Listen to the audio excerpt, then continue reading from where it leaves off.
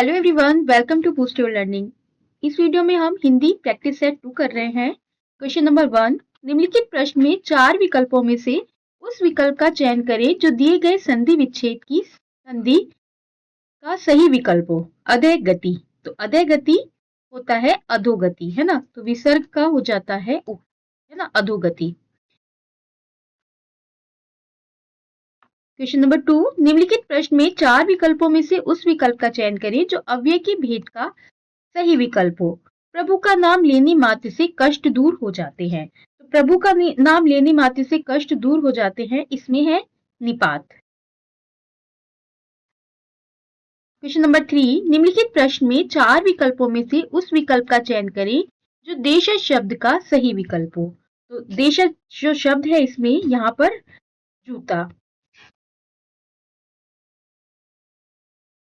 Question number 4, निम्नलिखित प्रश्न में 4 विकल्पों में से उस विकल्प का चयन करें जो कोष्ठक में दिए गए शब्द के अनुसार विशेषण के भेद वाला विवरण हो, है ना। तो कोई स्त्री द्वार पर आकर खड़ी है, तो ये जो कोई है ये क्या है, सार्वनामिक। क्वेश्चन नंबर 5, निम्नलिखित प्रश्न में 4 विकल्पों में से उस विकल्प का चयन करें जो शुद्ध शब्द का सही विकल्प है। तो यहाँ पर है अनुकूल। अनुकूल हम कैसे लिखते हैं, न पे छोटे उ की मात्रा, का पे बड़े उ की मात्रा और ल, अनुकूल। तो इसका ये करेक्ट होगा। क्वेश्चन नंबर 6, निम्नलिखित प्रश्न में 4 विकल्पों में से उस विकल्प का चयन करें जो दिए गए शब्द के समानार्थी शब्द का विकल्प नहीं है ना। तो नहीं बताना है हमें। भाग्य, तो भाग्य का जो है प्रारब्ध होता है और ये है दैव। दैव भी होता है भाग्य का, और कर्तरी नहीं होता है ना, विधि भी होता है। तो कर्तरी होता है कर्ता को करने वाला, कर्तरी, है ना। क्वेश्चन नंबर 7, निम्नलिखित प्रश्न में 4 विकल्पों में से उस विकल्प का चयन करें जो विलोम शब्द का सबसे अच्छा विकल्प है। कृतज्ञ, तो कृतज्ञ का विलोम शब्द है कृतज्ञ। कृतज्ञ को कैसे लिखते हैं, क के नीचे र, री और त, आधा घ और न, कृतज्ञ। क्वेश्चन नंबर 8, निम्नलिखित प्रश्न में 4 विकल्पों में से उस सही विकल्प का चयन करें जो दिए गए शब्द युग्म के सही अर्थ का उचित विकल्प हो। तो यहाँ पर दिया है श्व, ये क्या है, श्व, आधा श और व, और ये है आधा स और व, स्व, है ना। तो श्व होता है कुत्ता और स्व होता है अपना, कुत्ता अपना। क्वेश्चन नंबर 9, निम्नलिखित प्रश्न में 4 विकल्पों में से उस विकल्प का चयन करें जो दिए गए वाक्य के लिए वृत्ति के भेद का सबसे अच्छा विकल्प है। बच्चे मन लगाकर पढ़ रहे हैं, तो बच्चे मन लगाकर पढ़ रहे हैं, ये विध्यर्थ नहीं होगा, संदेहार्थ भी नहीं होगा और संभावना भी नहीं है। तो क्या है ये, निश्चयार्थ। क्वेश्चन नंबर 10, निम्नलिखित प्रश्न में 4 विकल्पों में से उस विकल्प का चयन करें जो सही वाक्य भेद का विकल्प हो। मीता नए कपड़े लेकर आई है, तो ये क्या है, ये सरल वाक्य है।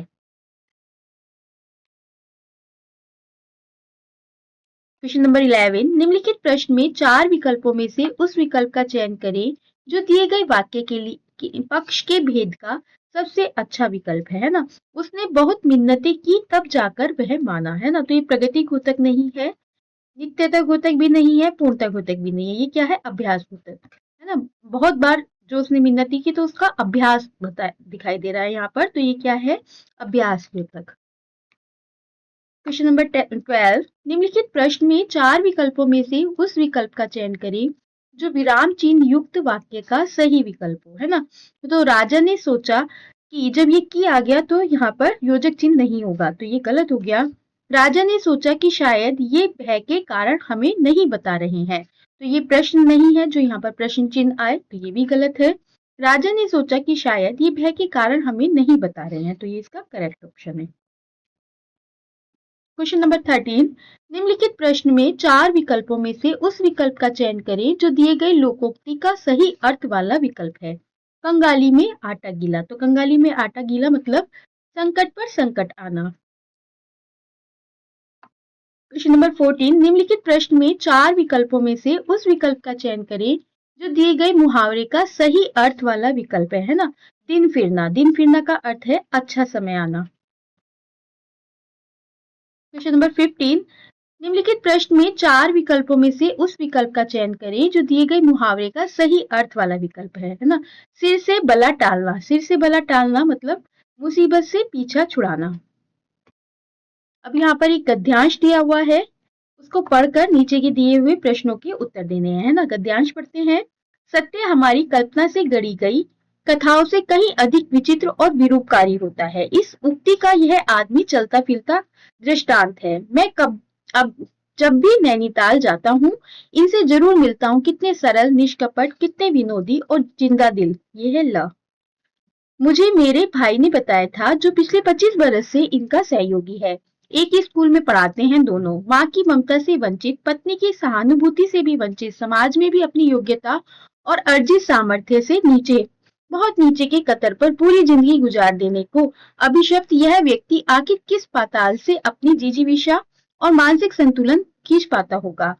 अच्छी खासी यूनिवर्सिटी के प्रोफेसरों को सजा दे ऐसा इल्म और तेज दिमाग है इस स्कूल मास्टर का। पर उस असामान्य दिमाग का परिचय अपने आप नहीं मिलेगा, बहुत उकसाए कोई तभी मिलेगा। नहीं, उन्हें अपने इरन के प्रदर्शन में रत्ती भर भी रुचि नहीं। अपने जमाने में हॉकी के बेहतरीन खिलाड़ी रह चुके वे आज भी उसी युवकोचित उत्साह के साथ घंटों मैच देखते हैं।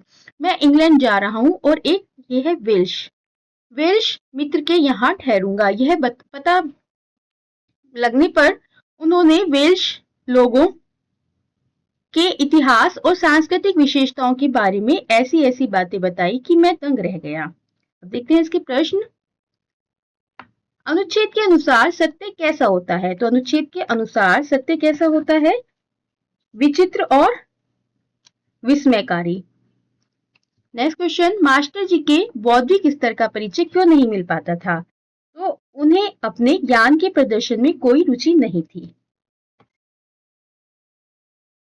लेखक मास्टर जी की किस जानकारी से दंग रह गया? वेल्श लोगों के इतिहास और सांस्कृतिक विशेषताओं के बारे में मास्टर जी की जानकारी से।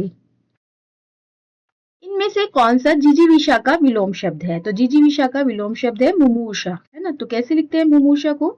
वहां पर छोटा ऊ और बड़ा ऊ और शा, मुमूर्षा।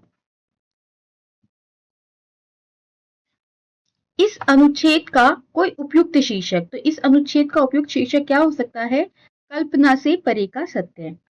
तो हमने किए ये 20 MCQs जो कि ESSB के एग्जाम में आए हुए हिंदी के क्वेश्चंस हैं। आई होप ये वीडियो आपके लिए हेल्पफुल रही हो। तो वीडियो को लाइक, शेयर और सब्सक्राइब करना ना भूलें। Thanks for watching the video.